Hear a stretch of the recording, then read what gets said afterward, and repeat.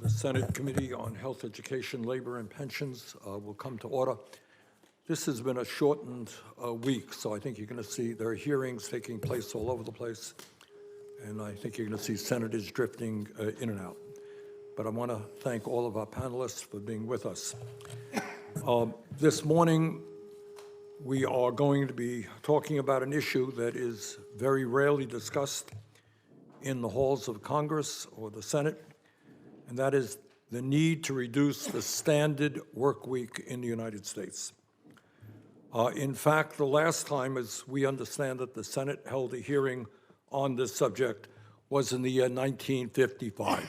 So I think maybe the time is now to renew that discussion. At that hearing, the Senate heard from Walter Reuther, who was at that point, the head of the United Auto Workers and the Congress of Industrial Organizations, and Reuther was regarded as one of the great labor leaders of his time. And this is what Walter Reuther said at that time. He said, quote, "We fully realize that the potential benefits of automation are great, if properly handled. If only a fraction of what technologists promise for the future is true, within a very few years, automation can and should make possible a 4-day work week. The reduction of the work week to 35 or 30 hours in the coming decade can be an important shock absorber during the transition to the widespread use of automation. It can both reduce the impact of sharp rises in output and increase the manpower requirements in industry and commerce." End of quote. And yet today, nearly 70 years later, despite an explosion, as we all know, in technology and a massive increase in worker productivity, nothing has changed. Think about that. Think of the huge transitions we have seen in the economy, but in terms of the work week, nothing has changed. While we have not discussed this issue for a long time in Congress, this is not, needless to say, a new issue. In 1886, one of the central planks of the trade union movement in America was to establish an 8-hour work day with a simple and straightforward demand, quote, 8 hours for work, 8 hours for rest, 8 hours for what you will, end quote. That was back in 1886. Americans of that era were sick and tired of working 12-hour days for 6 or 7 days a week with very little time for rest, relaxation, or quality time with their families. They went out on strike, they organized, they petitioned the government and business owners, and they achieved real results after decades of struggle. In 1916, President Woodrow Wilson signed legislation into law to establish an 8-hour workday for railroad workers. 6 years later, the Ford Motor Company became one of the first major employers in America to establish a 5-day work week for auto workers. And here is something I believe that most people in our country do not know. In 1933, the United States Senate overwhelmingly passed legislation to establish a 30-hour work week by a vote of 53 to 30.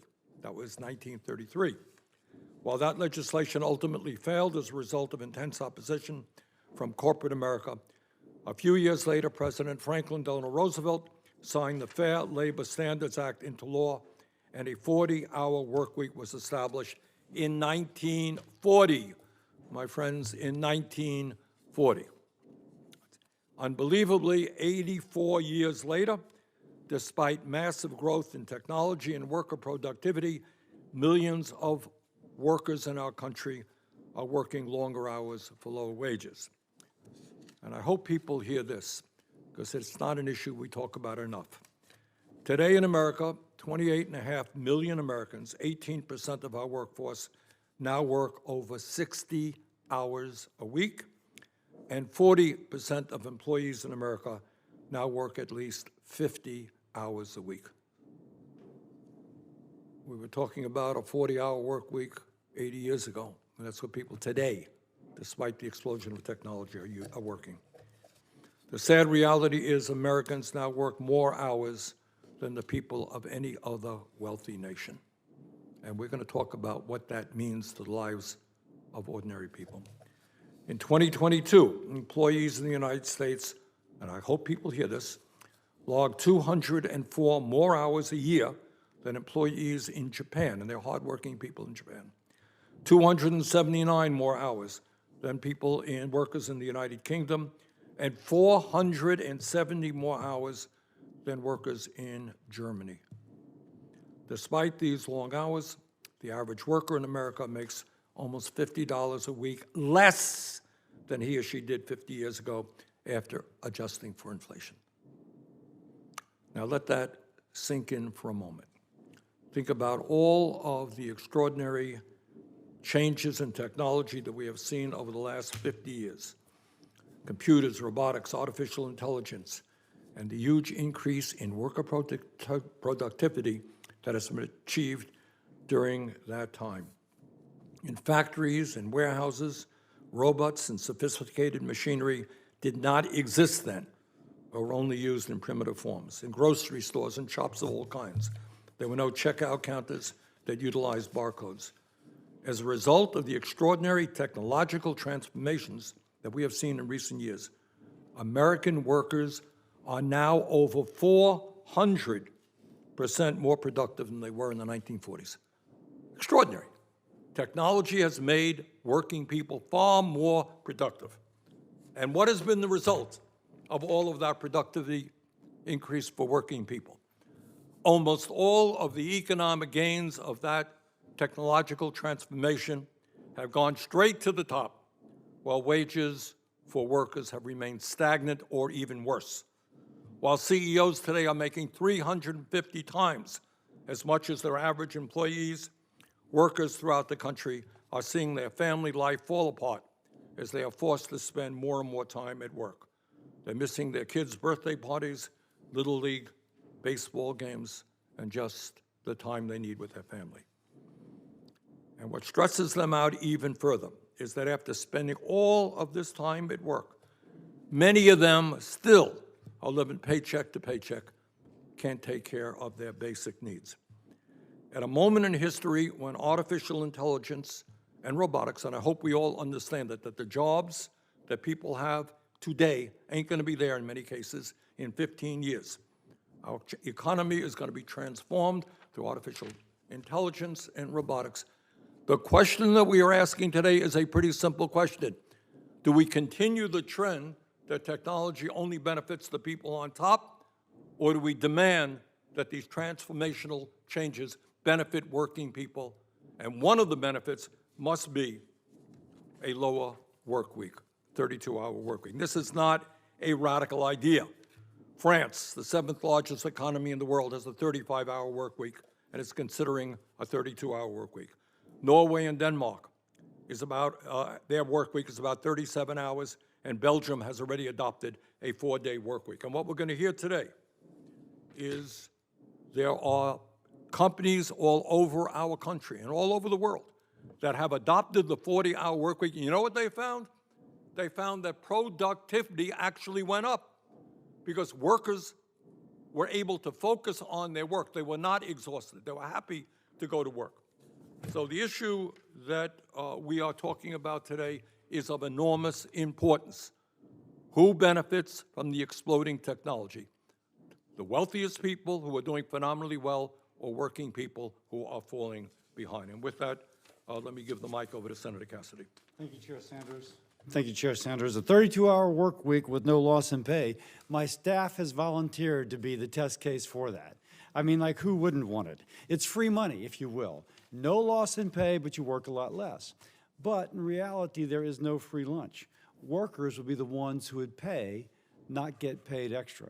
The government mandating a 32-hour work week requiring businesses to increase pay at least an extra 25% per hour would, frankly, destroy some employers.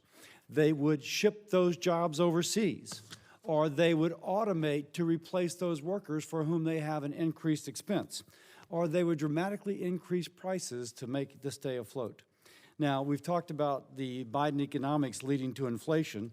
This would be napalm upon the fire of inflation. If this policy is implemented, it would threaten millions of small businesses operating on a razor-thin margin because they're unable to find enough workers. Now they've got the same workers, but only for 3/4 of the time, and they have to hire more. In fact, there's even an incentive for them to dip down so they make everybody part-time, and then they don't have to pay certain penalties which are certain requirements which are required for full-time. Now, if a business wants to voluntarily try a 32-hour work week for themselves, federal law allows it. We don't have to mandate. And we will hear from a business today that does that. So if an employer thinks it's good for their business, makes them more competitive, go for it. We think that's a good thing.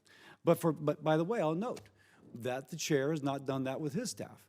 Why? Because there's a certain amount of work required for the continuity of the work. That's just basic.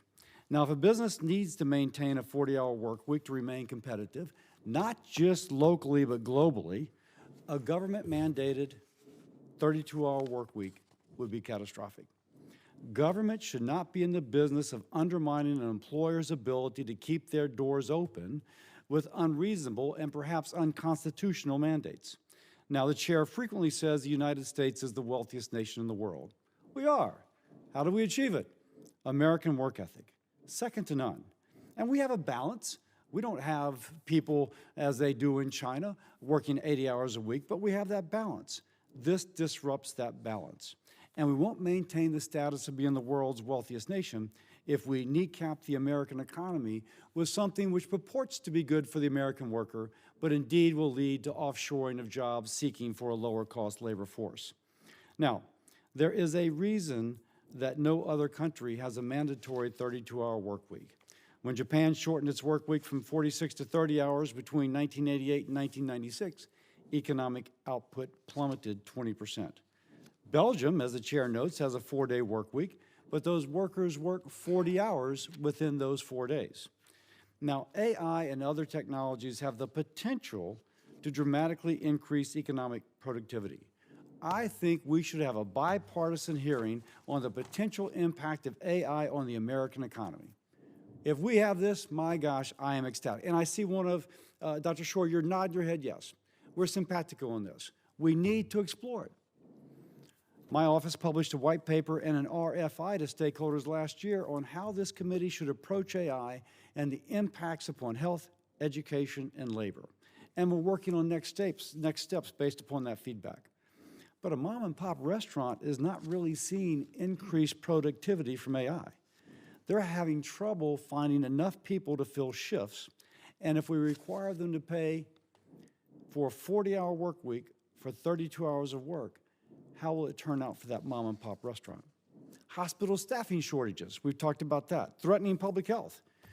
Well, why are we passing a law to exacerbate that shortage? UAW pushed for a 32-hour work week. It didn't happen. But now I don't think the federal government should mandate it, frankly, just to kind of placate a Democratic political base. Frankly, this seems as an exercise to try and help the UAW lay the groundwork for future negotiations. If the UAW wishes to discuss this, we should do so they should do so at the bargaining table. Now, by the way, I apologize if this hearing gives anyone false hope, but a mandatory 32-hour work week is bad policy. I'll note not even Democrats unanimously support this. But it may give us an understanding where the Biden administration is heading. They're up for a tough re-election, and they may be more than willing to use executive authority to do something which actually has bipartisan opposition. And there's been a concerning pattern from Democrats of prioritizing policies to help politically connected unions at the expense of the workers and businesses, themselves. Recently, the Biden administration proposed a new overtime rule, dramatically increasing overtime pay threshold by 55%. That will result in layoffs, and it will result in more inflation. The Biden administration released a new joint employer rule, threatening the viability of the franchise model that employs over 9 million workers and has empowered people who had a dream of becoming a small business person to become a small business person and otherwise would not have. The Department of Labor's new independent contractor rule jeopardizes the ability of 27 million Americans to work as independent contractors. with the flexibility to pick their own hours and work for multiple businesses, and this being attractive, but their independence and protection from forced unionization has made restricting this freedom a top priority for unions. The administration's assault on workers' flexibility and employers via rulemaking is unacceptable. These policies hurt the American worker and, by the way, contribute to inflation. As I said, I would have been excited to work with the chair on a hearing to discuss the impact of AI and the new technologies in our jurisdiction. There is very strong bipartisan interest in examining this issue. But we are working instead upon a bill which will never pass Congress and will be detrimental for American workers. With that, I yield. Thank you. We have a very knowledgeable panel, and we thank all 5 panelists for being with us today. We're going to begin with Shawn Fain. Mr. Fain is the international president of the United Automobile Workers. He is a 29-year member of the UAW and got his start with the union as an electrician at Chrysler Kokomo casting plant. Recently, he led the UAW in negotiating an historic contract which substantially raised wages and benefits for the workers of that union. Mr. Fain, thanks for being with us. Good morning, and thank you, Chairman Sanders, Dr. Cassidy, and members of the committee. I'm here to talk about one of the most important issues to any union leader and any working class person, any U.S. senator, and any human being, and that's our time. You know, as president of the United Auto Workers, I represent 400,000 working class people and 600,000 retirees. And I know when my members look back on their lives, they never say, I wish I would have worked more. When people reach the end of their lives, they never say, I wish I had made more money. What they wish for is they wish they had more time. And that's what work does. You know, work, we are paid for our time. And when we work, we are sacrificing time with other people, with family, friends, and other things we wish to do. You know, but time, just like every precious resource in our society, is not freely given to the working class. Since the Industrial Revolution, we've seen productivity in our society skyrocket. With the advance of technology, one worker is now doing what 12 workers used to do. More profit is being squeezed out of every hour, every minute, and every second. There was a time when this phenomenon was supposed to lead to workers getting their time back, getting some of their lives back. Nearly 100 years ago, economist John Maynard Keynes spoke of the future of workers' time. His worry that was with all the gains in productivity, we wouldn't know what to do with ourselves, and he predicted a 15-hour work week 100 years ago. You know, in my own union, I go back into our archives and I read about the fight for the 30-hour work week, an idea that was alive and well with our union back in the 1930s and 40s. But today, deep in the 21st century, we find these ideas unimaginable. Instead, we find workers working longer hours. We have workers working 7 days a week, 12 hours a day. There are workers, not union or not, working multiple jobs. And they're living to work, and they're scraping to get by, and they're living paycheck to paycheck. You know, we find workers today, later in their life, working deep into their 60s, 70s, and 80s because they can't afford to retire. And we find associated deaths of despair from addiction and suicide, of people who don't feel a life of endless, hopeless work is a life worth living. You know, we have workers who feel despair as a consequence of advances in technology. Workers have been sacrificed at the altar of greed, and they've been stripped of their dignity. We have a mental health crisis we talk about a lot in this country, but we never talk about the causes of that. You know, there's been studies done. You know, increases in stress from working 7 days a week, 12 hours a day, you're sacrificing family life, things you want to pursue. It causes an increase in cortisol levels, which lead to heart disease, cancer, strokes.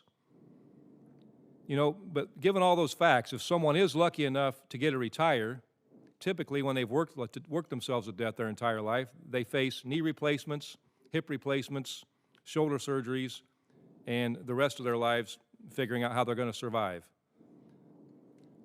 So, you know, it's sad to say that in 1933, the U.S. Senate passed legislation to establish a 30-hour work week, but due to intense corporate opposition, that legislation failed. But in 1940, President Franklin Delano Roosevelt signed the Fair Labor Standards Act, establishing a 40-hour work week. 84 years ago, the 40-hour week was established. And since then, we've had a 400% increase in productivity, but nothing's changed. You know, that was why we had in our Big Three campaign, we had our stand-up strike. We raised the flag for a 32-hour work week. This isn't just a union issue, contrary to what some people want to talk about. This is a working class issue, and that's why 75% of Americans in our contract fight stood with us in that fight, because they're all living the same reality. You know, who's going to act to fix this epidemic of lives dominated by work? Are the employers going to act? Will Congress act? You know, how can working class peoples take back their lives and take back their time? And I know what people, and many in this room will say. They'll say, people just don't want to work, or working class people are lazy. But the truth is, working class people aren't lazy, they're fed up. They're fed up with being left behind and stripped of dignity as wealth inequality in this nation, this world spirals out of control. They're fed up that in America, 3 families have as much wealth as the bottom 50% of citizens in this nation. That is criminal. America is better than this. So I want to close with this. I agree there is an epidemic in this country of people who don't want to work. People who can't be bothered to get up every day and contribute to our society, but instead want to freeload off the labor of others. But those aren't blue-collar people. Those aren't working-class people. It's a group of people who are never talked about for how little they actually work and produce and how little they contribute to humanity. The people I'm talking about are the Wall Street freeloaders, the masters of passive income. Those who profit off the labor of others have all the time in the world, while those who make this country run, the people who build the products and contribute to labor, have less and less time for themselves, for their families, and for their lives. So our union's going to continue to fight for the rights of working class people to take back their lives and take back their time. And we ask you to stand up with the American workers and support us in that mission. Thank you. President Fain, thank you very much. Our next witness is Dr. Juliet Shaw. She's an economist and professor of sociology at Boston College. Dr. Shaw is a lead researcher for 4-day week global trials of companies instituting 4-day weeks with 5 days pay. She has been researching work time since the 1980s and is the author of the best-selling book, The Overworked American. Dr. Shaw, thanks very much for being with us. Thank you. Good morning, Chairman Sanders, Dr. Cassidy, and members of the committee. I'm honored to have this opportunity to support the 32-Hour Workweek Act. We're here today because for 84 years, there's been no reduction in the standard workweek. Since 1950, the productivity of the American worker has risen by 400%, yet full-time employees still log an average of 41.9 hours a week. Annual hours even rose in the 1990s and have barely changed since then. These trends depart from the steady reduction in hours between 1870 and World War II and from trends in other wealthy countries.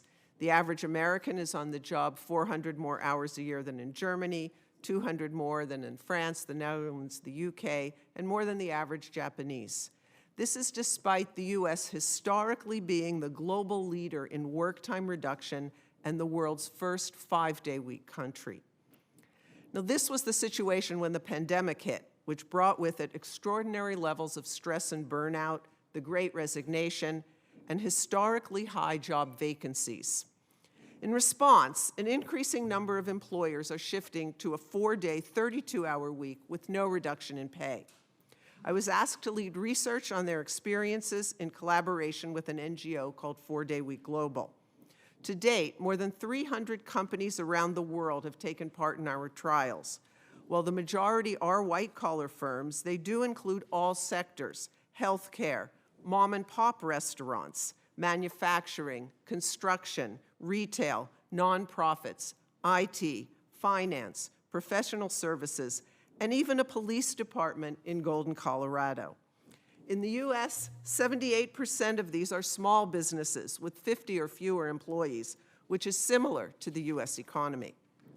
Our results have been extremely positive for both workers and the companies. We have 26 well-being measures for more than 3,600 employees, every one of which registers improvement from baseline to the end of the trial.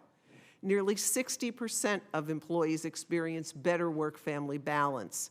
Anxiety, sleep problems, fatigue, physical and mental health improve for 40% of workers. 69% of employees have lower burnout scores. Participants tell us that the new schedule is, quote, life-changing. One person reports that had it not been for the pilot, I wouldn't have had the time or the availability to get medical appointments and procedures, which ultimately led to the early detection of something that might have proved fatal. That something was cancer. In our statistical modeling, we find that the larger the work time reduction, the greater the increase in well-being. Fewer sleep problems and less fatigue are one reason. But the second is that a majority of employees register an increase in their productivity over the trial. They are more energized, focused, and capable, partly as a result of organization-wide changes in work culture and processes.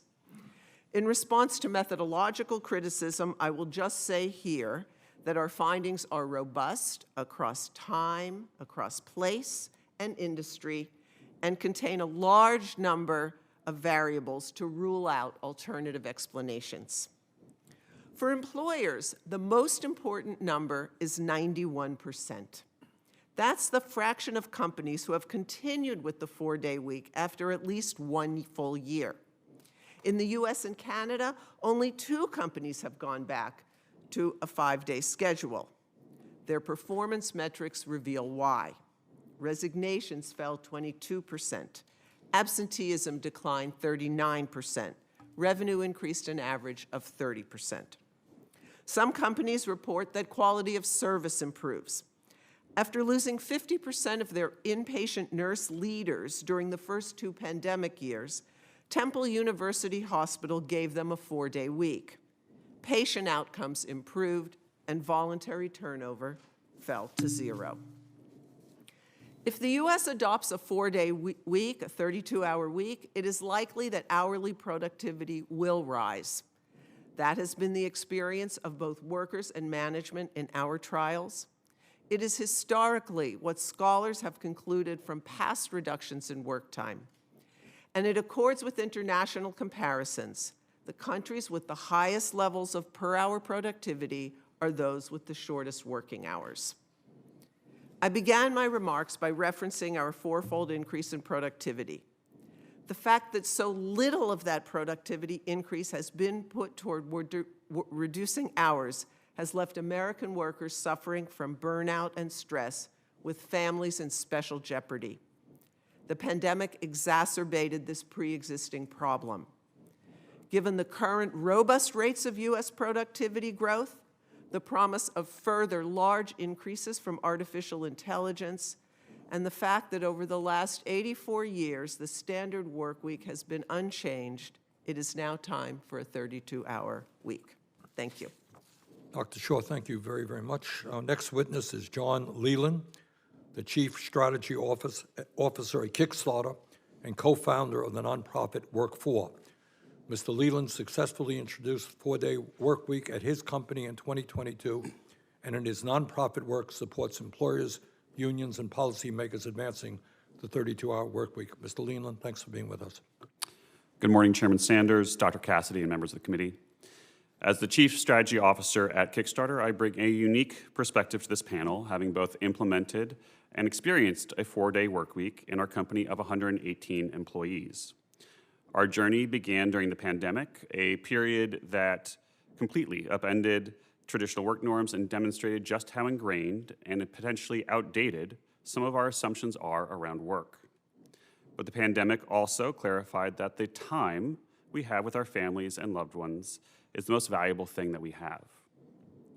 Kickstarter is a data-driven company, and we were initially driven by repeated studies and success stories demonstrating that a 4-day workweek could benefit both businesses and employees. We also recognized some common sense around how a 4-day workweek could work. Hours worked is a factor in productivity, but it is not determinative. Efficiency, focus, and employee retention are all equally or more critical. And people are tired. Workers are already finding ways to rest at work. They are surfing the internet, they are just slowing down, they are stepping away just to get the energy to get through the workday. I'd rather just give people back their time so they can properly rest. In April 2022, we initiated a 6-month pilot. Our goal was to maintain or improve overall productivity. And to do that, the bargain we made with our employees was simple.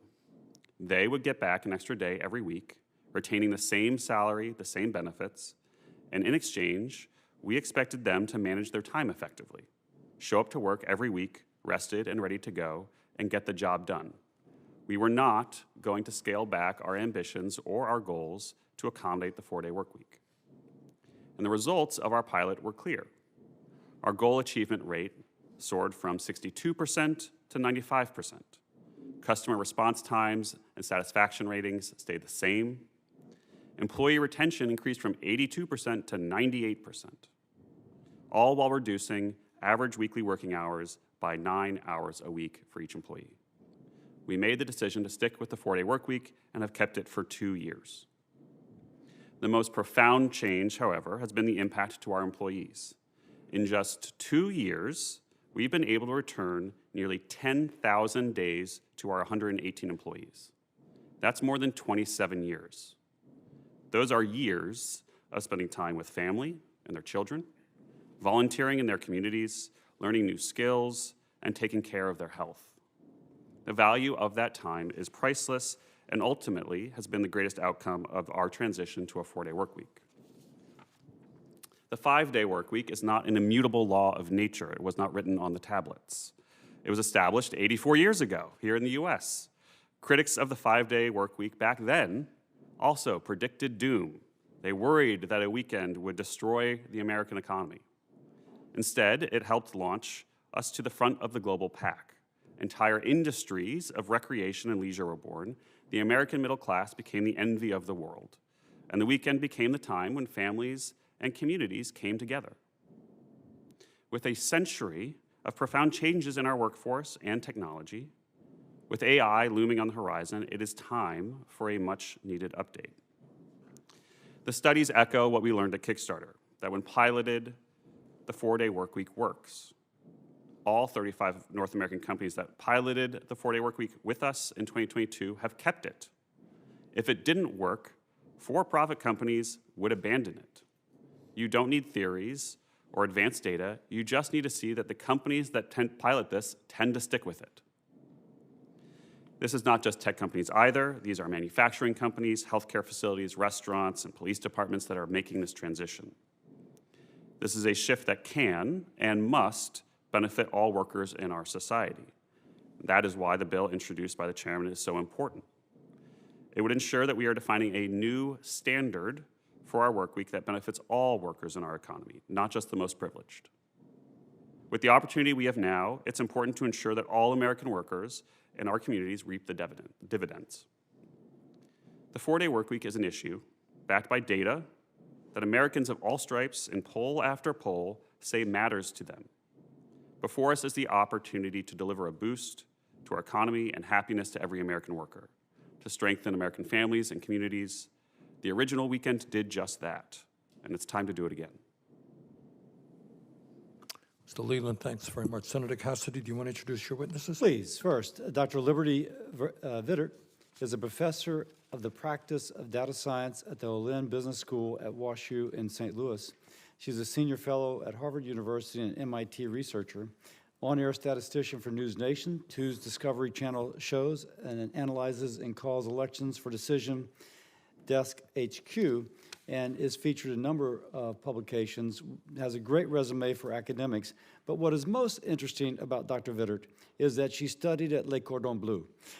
So we actually have someone here who knows how to cook something more than pancakes, which, no offense, I'm sure others do as well. Anyway, so you would call it a crepe. Anyway, so we're pleased to have you. Cookies for the group. Chairman Sanders, Dr. Cassidy, Senator Hickenlooper, thank you so much for having me here today. I am a statistician, and we have heard a lot of statistics thrown around. So I'm here to make some sense of these and make sure we're analyzing them properly. Proponents of the 32-hour work week often point to statistical studies, mostly pilots, that suggest shorter work weeks can lead to increased productivity and improved employee well-being. But this argument is making broad claims based upon weak and statistically flawed data sets. A closer look at some of the most popularly cited studies reveals significant flaws and limitations. We'll take a brief look at some of these studies to understand these statistical flaws and shed significant and potentially insurmountable doubt on the proposal's sustainability in the American work economy. Many of the news headlines touting these studies discuss the stress or happiness levels of workers who work less time.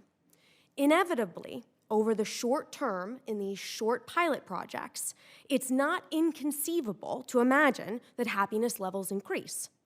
The question is, where does the pendulum end? At no work. Statistical studies, long-term statistical studies of this, have shown us that happiness does not increase over time. It goes back to the same level. For example, the study in France, after mandatory government reduction of hours, saw a return to the same level of happiness after 7 years. And if you want to see those same employees really stressed out, just see what happens where their employers lay them off to hire part-time workers instead, or have to close their doors because they cannot make enough revenue. Another major flaw in these studies is the self-selection bias. For example, the companies that choose to participate in some of these studies, like the 4-Day Week Global Study, are companies whose work tend to be able to be adapted to a shorter work week already, who can remove, quote, wasted hours. It is specifically only companies that are able to adapt to shorter work week that tend to participate, cutting out, as they say, extraneous meetings, coffee breaks, having more independent work, going to Zoom. However, over 70% of the US job economy is people working with their hands. They don't necessarily have extraneous meetings or too many coffee breaks to cut out. So statistically, you can't apply this type of cutting of hours across the entire economy. Also, given the types of companies that are potentially capable of cutting their work week, we could see a divide of the rich getting richer, having more time, and the poor needing to take on 3 part-time jobs in order to pay the bills. We also potentially disadvantage older workers who cannot necessarily physically do the same amount of work in a shorter time. This happened to the great detriment of that population during the Great Depression. In terms of increased productivity, by shortening the week, the statistics just aren't there, and there are specific studies that show the opposite. Japan tried it, as Dr. Cassidy said, from 1988 to 1996, and the result was not ambiguous. Economic output fell by 20%. Another largely touted study was in Iceland, which had a pilot program cutting the work week by about 4 hours from 2015 to 2019. The results were blasted all over the headlines as this overwhelming success. What is not reported on is that the Icelandic government, or rather taxpayers, now have to shell out almost $30 million extra a year to hire more healthcare workers because of this experiment. In Spain, where there's a pilot program, the companies that participate get access to a multi-million-dollar government fund in order to participate. Microsoft also tested a 4-day work week by shutting down its Japan office every Friday for the month of August. The statistical claim is that this resulted in a 40% increase in productivity. This is a statistical fallacy that correlation is not necessarily causation. Productivity increased over a very, very short period of time during a low productivity month when overall productivity was already at a 75-year low. There is no statistical evidence to merit a nationwide mandate of a 32-hour work week. And in fact, there's clear evidence against it. If it works for some companies in some sectors, that is great. But it cannot be applied to all sectors. Thank you. Thank you, Dr. Vittert. Next is Mr. Roger King, a Senior Labor and Employment Counsel at the HR Policy Association, which represents the Chief Human Resource Officers of nearly 400 of the largest businesses. He's highly regarded as a labor relations attorney, career spanning more than 40 years. He began out of law school as a counsel for this committee. He told me he was a peer with Angus King, one of our colleagues, and that he, in his day, worked with Robert Taft Jr., a very young Teddy Kennedy, Jacob Javits, and others. It's like a homecoming week for you. Thanks for being here, Mr. King. Thank you very much. Mr. Chairman, Dr. Cassidy, members of the committee, it is indeed a distinct honor to come back before this committee again. I had great experiences here working with Robert Taft Jr., Fritz Mondale, Ted Kennedy, Jack Javits, and yes, Angus King and I used to go out for an adult beverage now and then in this community. So thank you again for having me back. And I am appearing here, Dr. Cassidy, as you mentioned, on behalf of the HR Policy Association. We represent approximately 10% of the private sector workers in this country through our corporate members. I'd like to start the discussion about mandating 32 hours, over 8 hours, over 12 hours. These are concepts that have consequences. This proposal only works if you reduce 8 hours a work week and have the workers have the same level of productivity that they had at 40 hours. It just doesn't work in many industries. It doesn't work economically, it doesn't work operationally. Then what we have is what I call a productivity gap, where we have work that's not yet getting done for the 32-hour work week situation. How do you fill that productivity gap? And as you mentioned, Senator Cassidy, the inflationary impact of this type of proposal is considerable. I noted this week that the U.S. Bureau of Labor Statistics said that we have inflation at 3.2%, ticked up from January. Our core inflation is 3.8 or more, well beyond the 2% target rate for the feds. So this is bad policy as it results to the consumer. So what do I mean by that? If you can't fill the productivity gap by cutting back hours or making some adjustments in your business, you pass on added costs to the consumer. You have to pay for it some way. The other very important point I'd like to make at the beginning of my testimony is flexibility is the most important thing that we are hearing from workers today. They want as much flexibility as possible as to how, when, and where they perform work. The proposal of the chairman, in all due respect, is going to interfere with that flexibility. Workers today want to be able to spend more time with their families. I certainly agree with panel witness on that point. They also want to select, though, as I said, when, where, and how they work. Let's go to the history of the Fair Labor Standards Act just for a moment. It's been mentioned already numerous times. If you go back and look at the history of the New Deal and why President Franklin Roosevelt was initiating this proposal, it was to increase the number of jobs in the country. The evidence is clear. That proposal was put in place by the Congress to increase the number of Americans to come to the workplace. What we are seeing today in the proposal of the chairman presents really a real problem for our country. We already have a tremendous shortage of workers. Industry after industry doesn't have enough workers today. This proposal for many employers will cause even further worker shortages. The flexibility factor is a problem. Now, we do commend the chairman and this committee for having a hearing on the impact of AI. It is considerable. And Senator Cassidy, I think your suggestion for a bipartisan discussion is excellent. We would welcome that. There's no question AI can increase productivity. And there's no question that increased wealth can occur. It's what I call the AI dividend wealth. And we agree that workers and employers alike should share in that wealth. But the way to go about that is let the market determine that distribution of wealth. If Mr. Fain's union can negotiate a 32-hour work week, so be it. If he can convince the auto worker companies in this country to do it, so be it. But let the market determine how the distribution of wealth is to occur.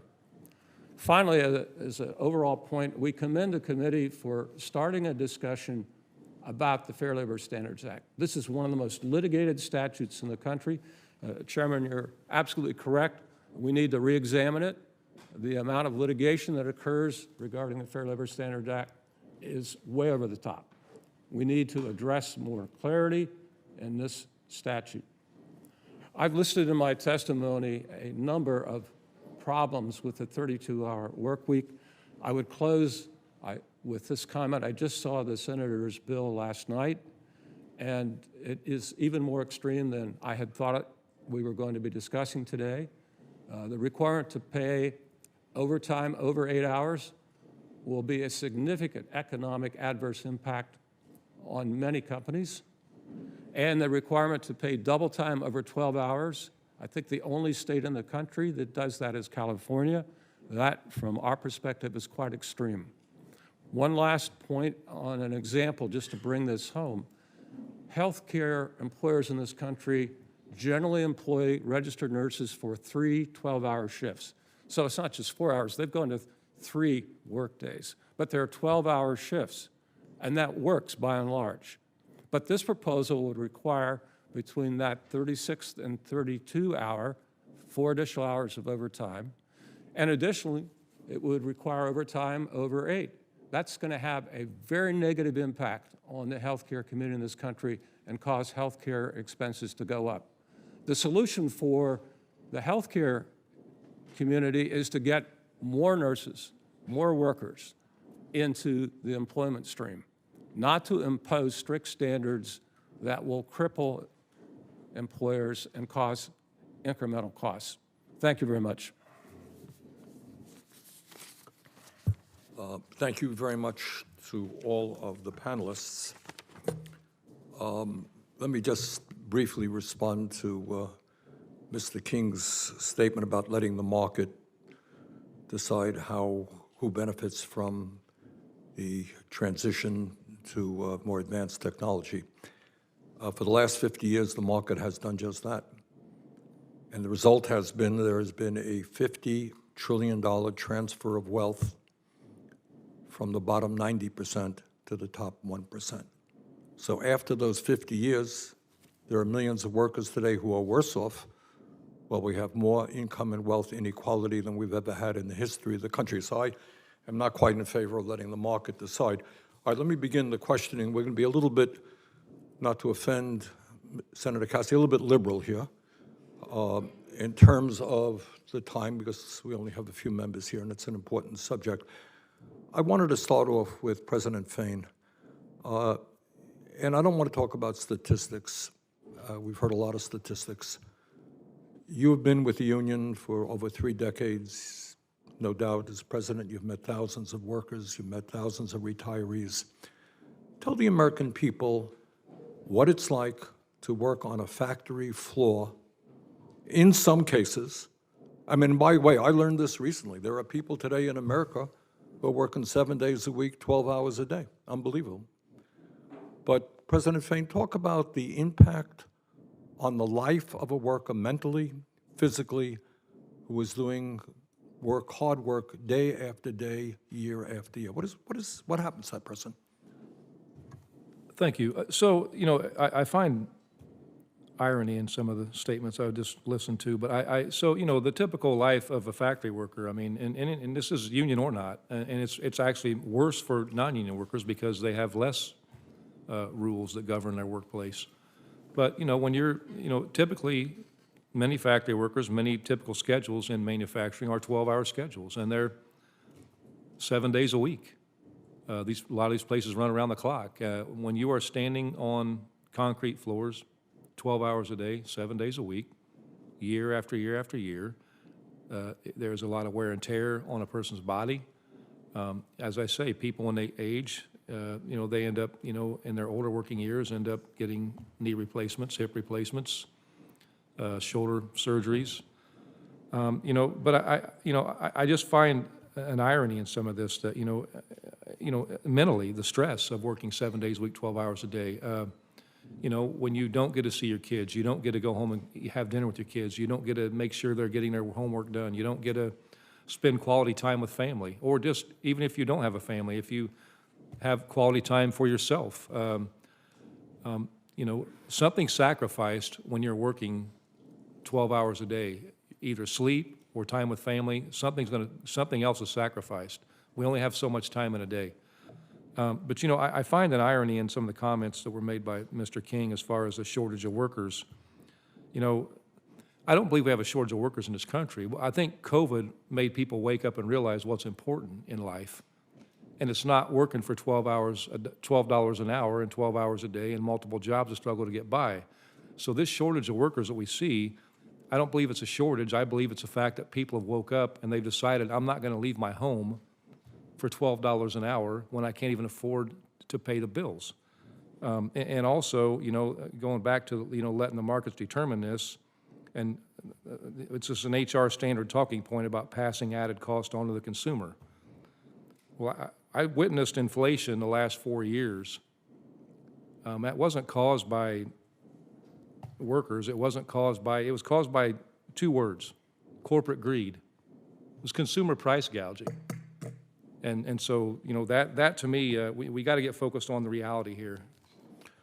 Thank you. Dr. Shaw, we are the wealthiest country in the history of the world, and yet we have people who are stressed out. We have a crisis in mental health, a lot of factors for that, and yet we are working longer hours, as I understand it, than people of any other wealthy nation. How does that happen? Well, I think a lot of the reason for the long hours in this country have to do with the kinds of things that we've been talking here today, and the fact that the American worker has not had enough power in the market to reduce hours. But there are other aspects as well. One of the things we know from economic studies is that when inequality increases, so do working hours. And so the rise in inequality in the United States, which you referred to earlier, is one of the primary causes of longer working hours in the United States. Okay. Mr. Leland, from your perspective, this discussion is not just theoretical. You have implemented it. Talk a little bit about the impact that has had the transition to a 4-day work week in your company, the impact that it's had on the workers there. Yeah, I mean, it's been transformative for our workers. I mean, I've been told that this is one of the most impactful things that they've experienced in their lives, because a lot of these workers are able to spend time with their kids. They are learning new skills. I have someone who works for me who learned how to use AI on those days off and has brought it back into the workplace and is much more efficient as a result. They are learning new skills that are not related to work, but are just participating in their communities, volunteering. We talk about increased productivity. Are workers more focused when they come back after 3 days off? Yes. Yeah, so workers are much more focused, that they are better rested, they are dedicated to the task at hand in a different way, and teams stay together longer. The cohesiveness of the organization is much more robust on a 4-day work week because you aren't burning people out, you aren't churning through them, you aren't having to deal with turnover costs. We'll talk about turnover. I mean, one of the great costs to businesses is a lot of turnover and having to train new workers. What do you think the impact of a 32-hour work week would be on that? It was shocking, honestly, how much it changed turnover and what impact that had on our productivity. I mean, honestly, we've rarely lost an employee in the last 2 years. That means people have longer tenure. We don't have to deal with hiring, the cost of hiring, the time of hiring someone else. Our goals don't get disrupted by the sudden departure of a key employee. I think a 32-hour work week, people want to work. The notion that, I don't know, Americans are lazy, that some people seem to have is, I think, inaccurate. People want to work, but they want to work in a way that is balanced with the rest of their lives. And they will stay in those jobs longer if the job is balanced with the rest of their lives. Good. Thanks very much. Senator Cassidy? I yield to Senator Braun. Thank you. So, before I got here, 37 years spent running an enterprise that would encompass that scrappy navigation of how hard it is when you're signing the front side of a paycheck to get a little business, to ever get beyond that. As we grew into a regional, then national company, things change as you evolve. And we've had discussions before. I'm a proponent of high wages and good benefits. Been out there to where you ought to be able to negotiate and bargain, but there's such a big difference in terms of that dynamic, and then wrapping it with mandates that would never enable most of what comprises our economy, which would be small businesses, Main Street ones, to be in a position to where they'd have to live with some type of homogeneous approach to maybe even what we're talking about. And I think even for most business owners, if they can, they're going to weave that into what they're able to offer their employees. And Mr. Fain, we've had the conversation. Big corporations that are in places where they've cornered the market, I think there's a legitimate discussion of how you spread that wealth within between employees and public companies, and a lot of times the professional management that would seem to, rake in levels of pay that I never thought were possible. I want to get back to, though, how I do disagree with trying to do anything from this place that would impose upon the preponderance of businesses out there to where I just don't think they could survive. I think that it's a legitimate issue to talk about voluntarily, and if you're good at what you do and you're going to keep employees, you're going to want to weave it in. I think it's a legitimate issue to bargain for at that highest level of super large corporations and large workforces. I think that's about as far as you can go. Most businesses would not be like yours, Mr. Leland. There is more, you wouldn't be in business if you weren't open 6 days a week for almost any retail business I'm aware of, including my wife's business in our downtown that's been there for now nearly 45 years. It just would not work. Keep that in mind. I want to start with this particular question for Dr. Vittert and Mr. King, and I want to focus on how this would work on Main Street and with small businesses. I'm not worried about big corporations. They generally are going to land on their feet anyway, and I believe they ought to be negotiated with for all the things you might do to improve the position of a worker there. But what about Main Street and small business? We'll start with you, Dr. Vittert, you start, and then Mr. King. Pardon me, sorry. I should learn to mute and Zoom. I should have gotten there at this point. I think it's really important to note that so many of these studies that have been done and these pilots that have shown incredible things, what's done at Kickstarter is amazing, is that it is self-selection. These companies are choosing to be a part of this. And so they are able to cut out extraneous meetings. They are able to shorten coffee breaks. They are able to go to remote meetings for some things so you don't have to commute, whatever it is. And I've never heard of anything that you've just mentioned in a small business. Exactly. That just is not there. We try to do it. And so we don't run out of time, because I do have a final question for Mr. Leland. Mr. King, would you weigh in on that too? Senator, it's good to see you again. This doesn't work for small business. It doesn't work for any type of business. If you can't measure productivity correctly and then have that productivity gap satisfied. The proposal that the chairman is putting in legislation today would require overtime over 8. It would require overtime over 32. It would require overtime double time, in fact, over 12. So a small business needs to have flexibility. Employees have family obligations. They have other obligations in their community. The employer needs them sometimes more than 8, sometimes less. You know that from your business. The bill we're talking about here today interferes with that flexibility. It just is not sound policy. Thank you. Mr. Leland, would you agree that your business has certain characteristics that probably made it peculiar to you being able to do that? Or do you honestly believe that would be transferable into the multitude of businesses, especially out on Main Street? Yeah, no, I mean, our business definitely has characteristics that are not unique, but lend themselves towards an easier transition to a 4-day work week. However, the pilots that Dr. Shore has worked on show that this is possible across multiple industries. It looks different. That transformation looks different. But we have seen manufacturing, construction, healthcare, police departments all do this successfully. Thank you. Thank you. Senator Murphy.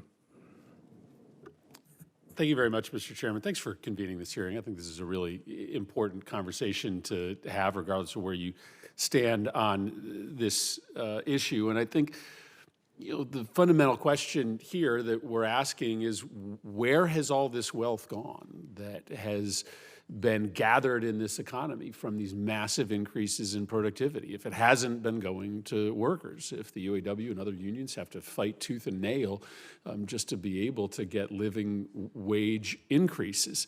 I will tell you something we haven't talked about yet. A lot of that money is going to trust funds. A lot of that money is going into inherited wealth. And at some point, we should have a conversation about that a little bit more openly as a committee and as a Congress. Here's a stunning piece of data. For the first time last year, the majority of wealth for new billionaires, these were people who became billionaires in 2023, came not from their work, but through inheritance. It's the first time ever that that's happened. 1,000 billionaires are expected to pass down $5.2 trillion worth of wealth to their heirs in the next 20 years. And so you hope that if the money isn't going to the workers, it's at least being recycled back into the economy. It's just not true. A lot of that money is being hoarded and then passed down to kids who, in previous ages would not have been able to enjoy that level of benefit from their parents' success. Mr. Fain, I wanted to talk to you just a little bit about leisure time. You've talked about this already. I think you really importantly talk about the importance that your faith plays in the work that you do and in your life. There's a pretty wild thing happening in America today. In 2000, 70% of Americans belong to a religious institution, but today that number is 50%. This has been a pretty precipitous decline in the ability or willingness of Americans to go to church or to a religious institution on a regular basis. And I think that has lots of broad impacts in our society. But there are a lot of reasons for that. But one of them is that Americans just have less free time. When you have to work 70 hours to get the same standard of living for your family that 40 hours would have gotten you a few decades ago, you don't have time to go to Wednesday night Bible study. You might not have the ability to even attend church or services on a Sunday. You can talk about church if you want or if you don't want. But it is just true that some of the leisure time activities, some of the institutions that Americans found value and meaning in are less accessible when you have to work these long hours. I'd love to just hear your thoughts on that.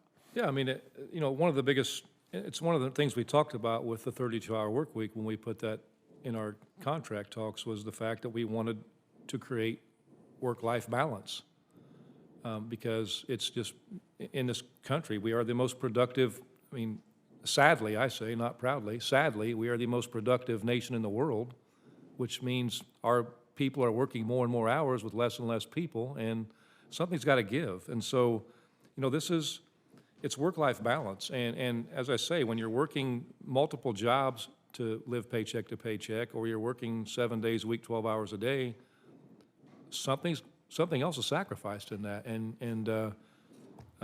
it's what ends up happening. You have to sacrifice, ability to go to church. If it's something else to do on a Sunday, maybe you get a Sunday off and you haven't slept all week and you spend the whole day sleeping. I mean, that is a reality a lot of workers face on some of the schedules they work.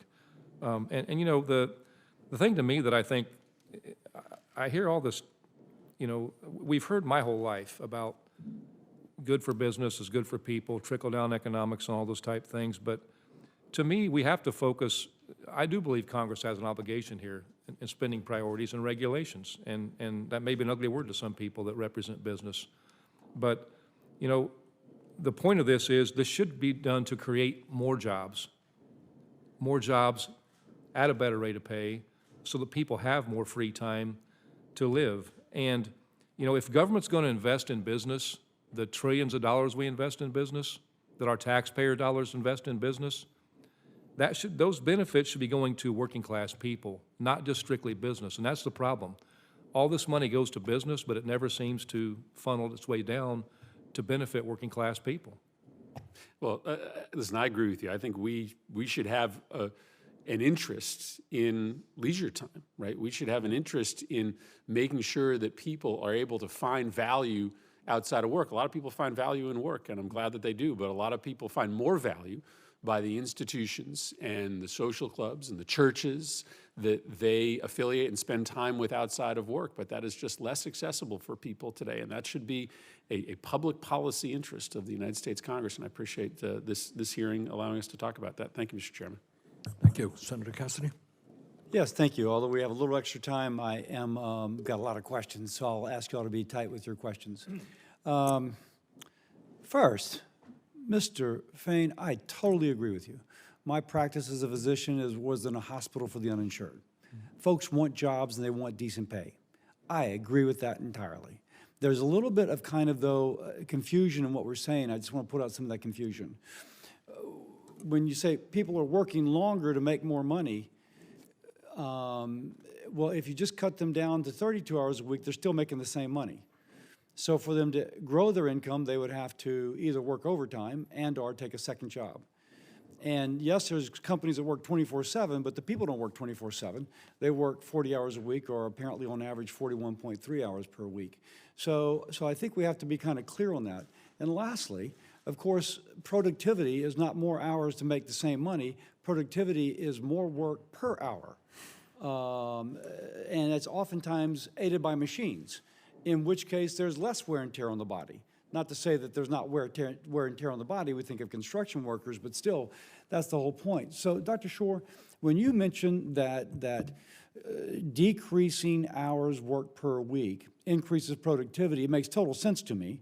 When I go to Spain and go to McDonald's, they don't have somebody at the front desk to take my order for a hamburger. They've got a machine that I push a button on and it dispenses it.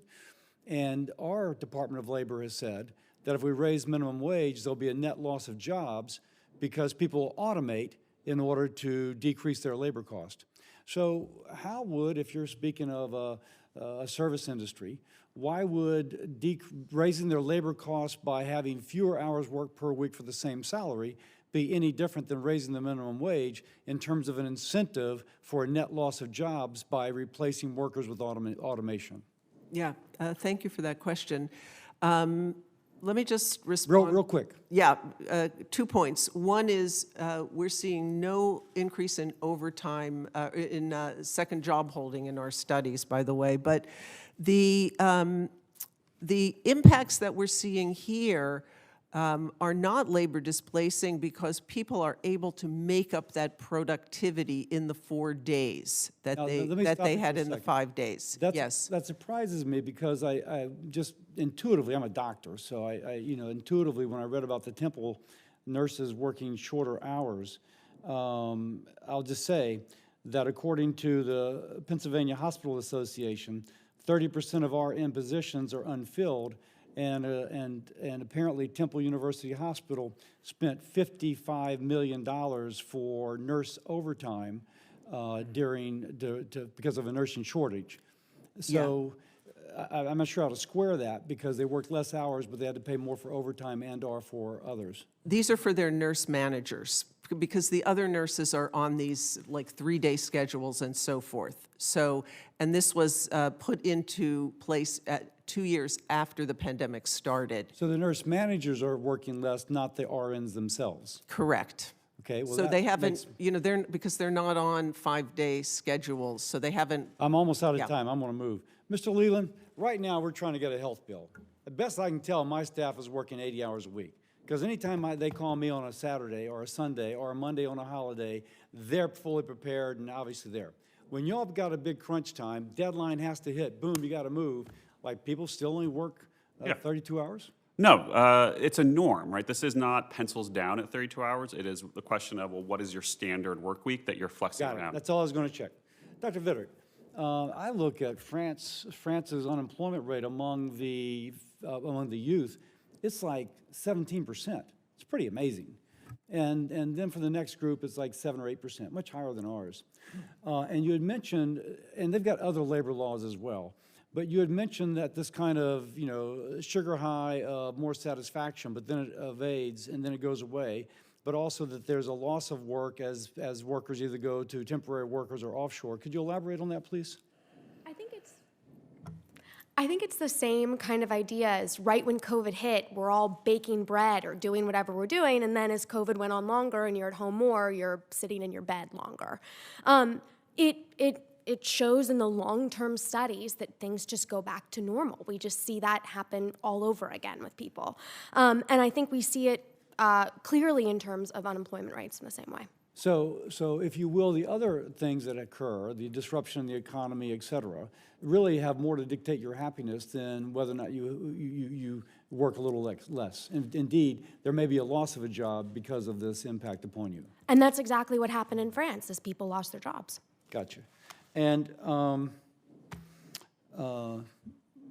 King, just to make the point, there is nothing to prevent a business like Mr. Leland or Temple University Hospital for a select group of employees to have a policy which would be 32 hours a week. So there's no reason for a mandate per se. Companies can do that, just to make that point. Yeah, absolutely, Senator. And that's the point. Let's give flexibility to workers and to employers. Don't have government come in and intervene. It's going directly in the opposite position of where we should be going. Now, as far as the number of workers available in this country, I agree with Mr. Fain. We need to get more people back into the workforce, for sure. But study after study shows, even if we did that, and I'm looking at a recent U.S. Chamber of Commerce study, we'd still have 3 million jobs open in this country. This proposal is going in the wrong direction. Flexibility is what we need. And Dr. Vittert, Dr. Shore first, I'm going to ask you this, then go back to Dr. Vittert. You had mentioned, I didn't quite get the association versus causation. You say that when there's more inequality, that people work longer hours. I didn't quite understand that relationship. Is that an association or a causation? These are done with macroeconomic studies, so we believe they're causation, but they're not controlled experiments, and that's... Dr. Vittert, any comment? If you don't have a controlled experiment, you cannot find causation. It's just statistics. Yeah, I once gave a vaccine to a person who became pregnant, And it made me realize that, just because it happens at the same time, it's not a causation, it is an association. Yes, but these are highly sophisticated studies, and I really would disagree with the idea that we can only know something if we Yeah, have but I an don't understand experiment. intuitively why it would happen, but I'm out of time. Oh, Yeah. because people need to work more hours to keep up, because there's a comparative dimension to the way people's sense of what is I'm not sure adequate that the is. thing of milk costs more because somebody else is making more, but that's another story. Yes. Senator Hickenlooper. Thank you, Mr. Chair, and I've been looking forward all day to this just because it's such a great group of panel. I appreciate all your time and contributions.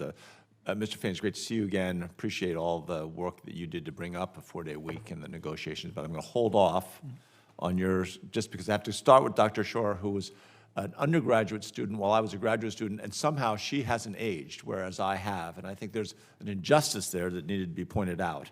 But appreciate all your work and research over all these years on the lives people lead in the various types of jobs. You talk a little bit about the different ways that people have a shorter work week, taking part off every day or a whole day time each month off.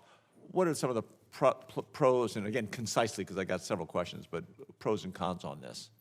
Yes, the majority in our studies, and thank you, by the way, really wonderful to see you, are doing full days off. So over 90% of our studies are doing full days off, and that seems to be a much more popular way to do this than shorter daily hours, although there's a little bit of variation.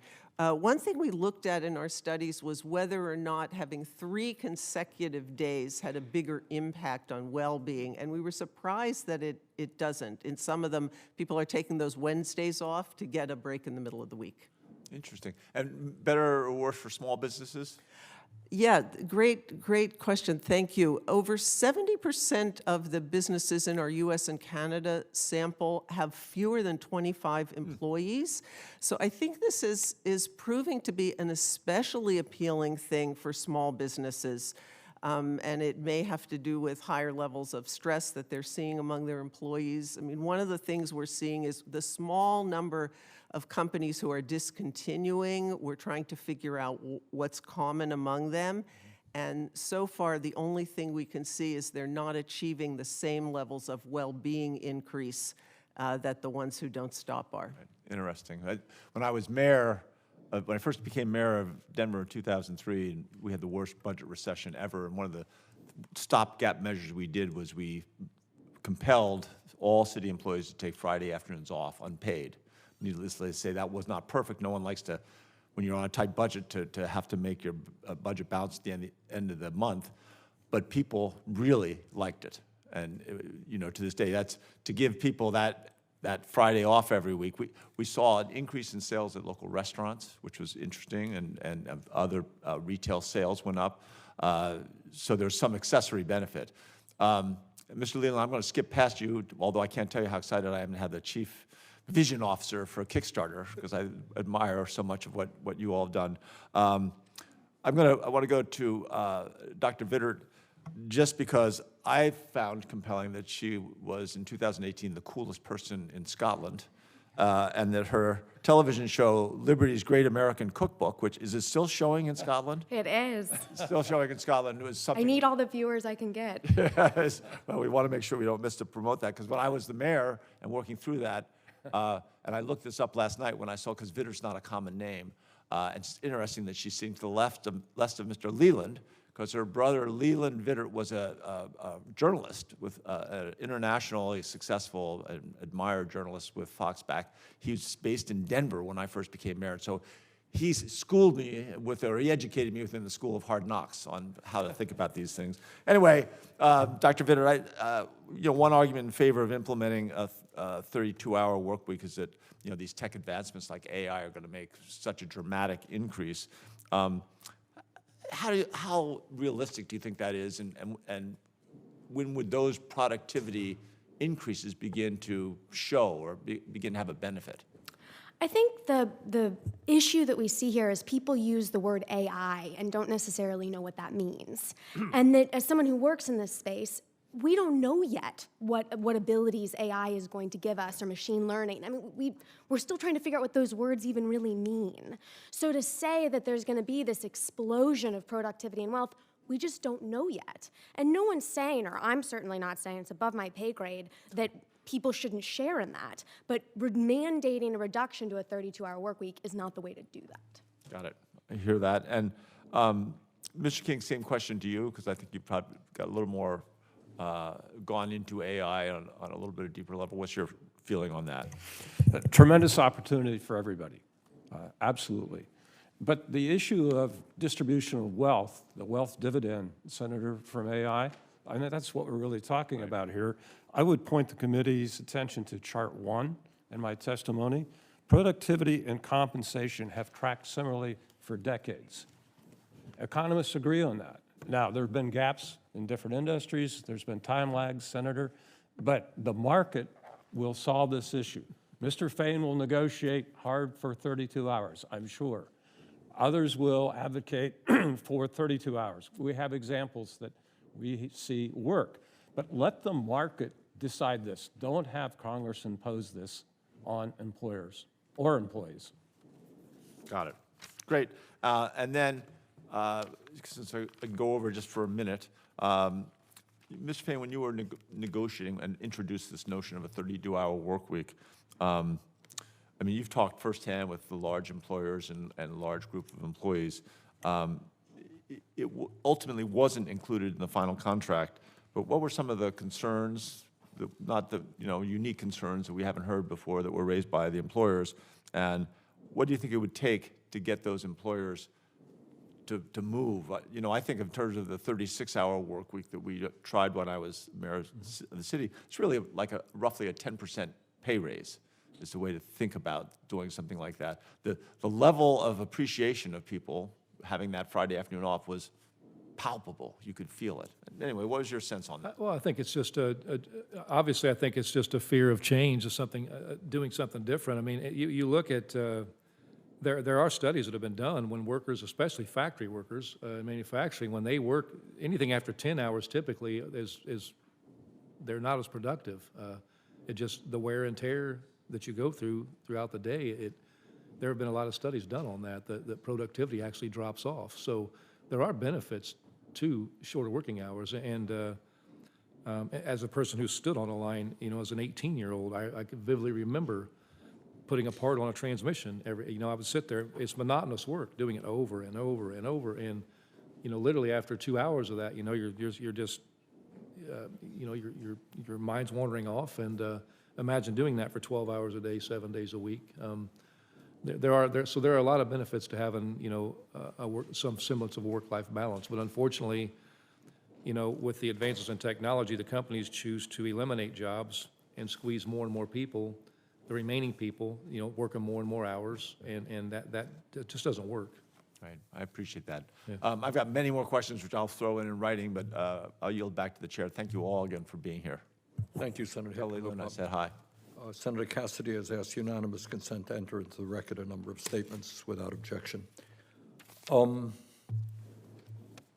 King, you can inform your clients that my legislation probably will not be passing tomorrow. Okay. Thank you. They'll be glad to hear that, I'm Senator. sure they will. But the point of this hearing is to try to raise at the congressional level something that has not been discussed here for decades after decades. And I think as all of us have understood, we are living in a difficult moment in American history. We have more income and wealth inequality than we have ever had before. Senator Murphy made the interesting point that for the billionaire class, now a majority of that wealth is being not earned by any case, but being transferred to children, unearned income, if you like. We're seeing CEOs making 350 times more than their workers, while 60% of the people in America are living paycheck to paycheck. We have the highest level of childhood poverty of almost any major country on earth. Many of our older people finding it hard to retire.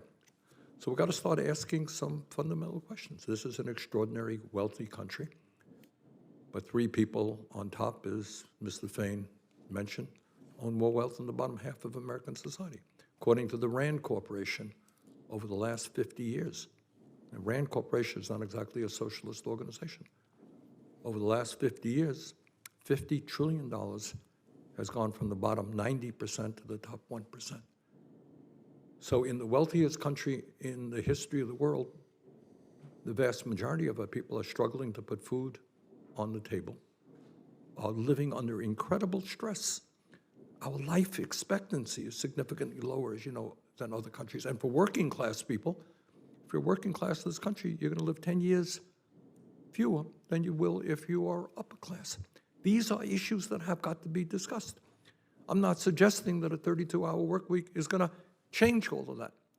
But one of the issues that we have got to talk about is stress in this country, the fact that so many people are going to work exhausted, physically and mentally. And the fact that we have not changed the Fair Labor Standards Act. This was in 1940.